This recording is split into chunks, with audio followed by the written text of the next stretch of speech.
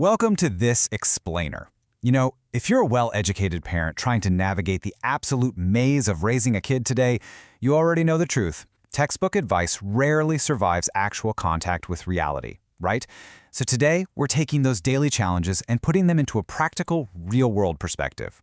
We're going to dive deep into an evidence-based parenting framework curated for the Neuroglyph MBA initiative. And hey, this isn't about judging your parenting at all. It's really about giving you an impressive, attractive, and deeply real system to handle the actual friction happening in your household. Okay, let's dive into this. We've got a highly structured, six-part agenda that takes us from the chaos of daily symptoms to a clear, actionable system. We're looking at modern pain points, root causes, culturally integrated solutions, better communication scripts, daily routines, and finally, the parent reflection note. Starting off with Part 1, Modern Parenting Pain Points. We really need to acknowledge the very real, three-dimensional challenges that you are facing every single day. Take a look at these emotional and behavioral symptoms: frequent anger, temper tantrums, stubbornness, lying, constantly seeking attention. If this sounds like your kid, seriously, take a deep breath.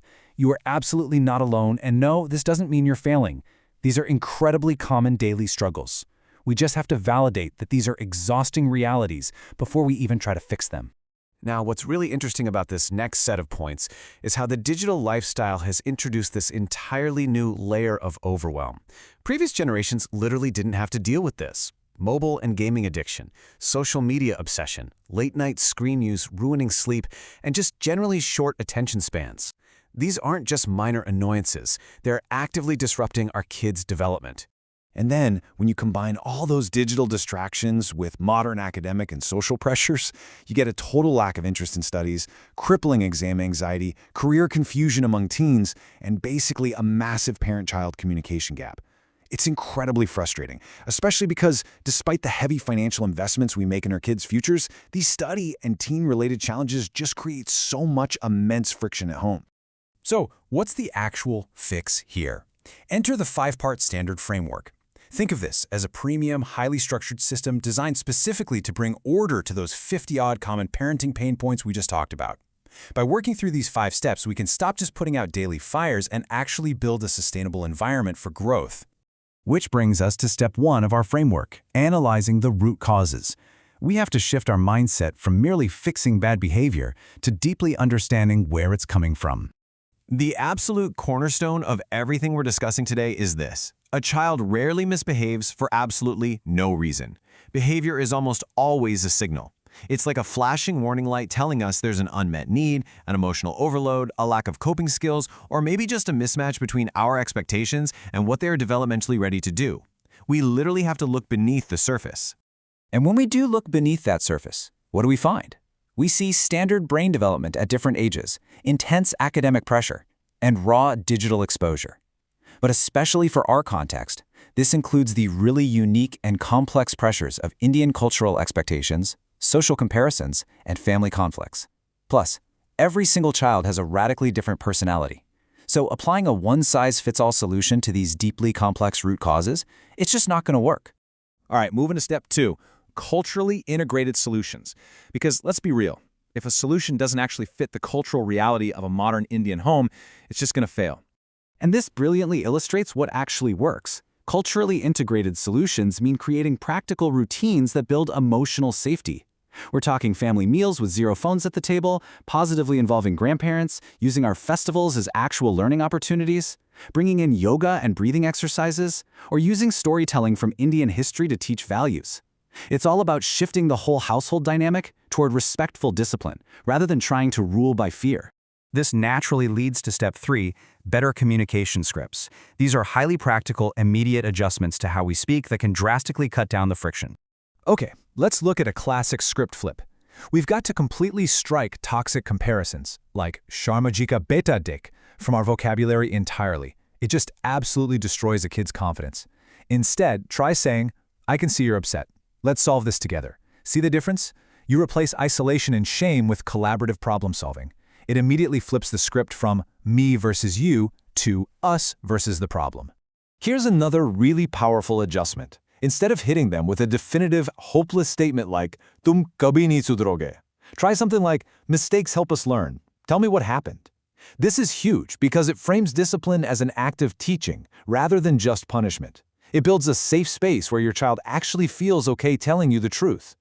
And finally, we really need to drop those guilt-driven phrases like "Tum hamari izzat kharab kar rahe ho" or "Main tumhare liye itna karta hu." They do so much long-term damage to the relationship. Swap that out with "I'm listening, we'll find a solution." Early, patient guidance and active listening are just exponentially more effective than trying to fix a totally broken relationship years down the line after relying on guilt and pressure.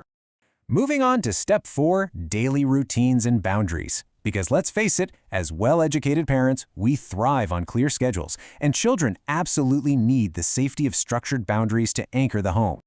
Having a balanced daily routine is what turns all this abstract advice into a concrete, stress-free reality. Just look at this breakdown. Starting the morning with gratitude and exercise, blocking out 45 to 60 minutes for purely focused learning, making sure dinner time is strictly phone-free family time, and then winding down at night with some reading and reflection. When everybody in the house knows what to expect, anxiety plummets and cooperation goes way up. But supporting that kind of routine means having clear, non-negotiable family rules. Things like speak respectfully, no shouting, no phones during meals. Everyone pitches in with chores around the house. Problems are brought out into the open and discussed, not hidden away in shame. And again, mistakes are treated as learning opportunities. These boundaries reinforce one absolute truth: emotional safety at home has to come before academic success. And that brings us to the 6th and final section of our framework, the Parent Reflection Note. Here, we're shifting gears into more of a counseling approach.